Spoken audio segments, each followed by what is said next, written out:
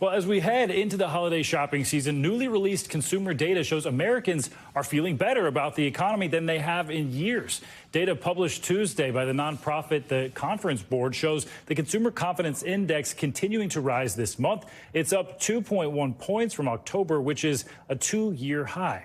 Investopedia editor-in-chief Caleb Silver joins me now with more on this. So, Caleb, thanks for being here. So, which groups of Americans are the most confident right now, and what are the factors? Yeah, most are, except those that have a very high income or a very low income. Present conditions right now are at an 8-month high, as you suggested. Future expectations are at a 3-year high. So somebody find Joe Cocker, because we're feeling all right. What's making us feel so good? The labor market. People feel confidence in their job. They feel confidence that they could get a job if they lost their job. And they feel like prices are subsiding finally. Inflation is not so much a factor. It could come up again, but right now they're feeling pretty good about it, and they've already started their holiday shopping way early. Oh, I need to get on that, actually. Well, the report points out that people are now less worried about a recession coming in the next 12 months. So how big of an attitude shift is that? That's a big deal, because if you feel like there's a recession on the horizon, or if you see your neighbor losing their job, or if you see that happening around you, you're going to get very tight with your money. But people have been spending. We know credit card debt is at a record high. It's not stopping, folks,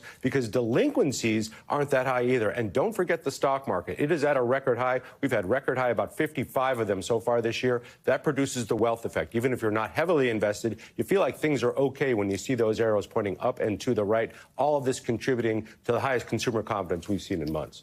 So how is all this together impacting the way people are spending money? Is it impacting the way they're spending their money? Yeah, we've seen people pull back on the big ticket purchases. That's autos, that's homes, obviously. A lot of that has to do with interest rates. But people have been spending on some discretionary things. Travel has been very big. People want the experience. We've seen a lot of that happening. And if you look at the earnings reports from companies like Walmart, they're getting a higher income consumer in there that are spending more. Target, not so much. But you're seeing this kind of spreading out of people spending money in different places. Not big ticket stuff yet, because interest rates, again, very high, but they are willing to spend on the family experience. They're willing to spend on the discretionary items. Good news going into the holiday season. We know Black Friday kicks off this huge shopping spree, but as I said, it's already started. Yep, it sure has. All right, Caleb Silver, thanks so much for breaking that down. Thanks for watching. Stay updated about breaking news and top stories on the NBC News app, or follow us on social media.